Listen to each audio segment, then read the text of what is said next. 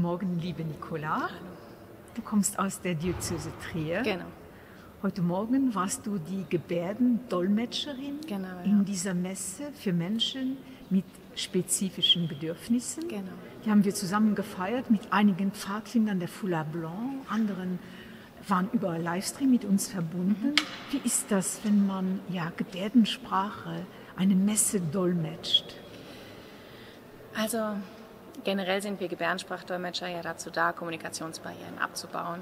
Jetzt ist es natürlich, ganz viele Gehörlose finden ihre Stärke und ihre Kraft bei Gott. Und für uns Dolmetscher ist dann eine Messe zu dolmetschen was ganz Besonderes, weil wir müssen gucken, dass wir die Botschaft Gottes und die Andacht auch ordentlich übermitteln. Es ist ja dann nicht mehr nur Sprache zu Sprache, sondern es steckt viel mehr dahinter. Und insofern ist es eine große Ehre, das machen zu dürfen. Es macht viel Spaß und es steckt viel Poesie dahinter. Ja, das stimmt. Es war irgendwo etwas ganz Nahes. Du hast mir gesagt, protestantischer Genau. Ursprungs.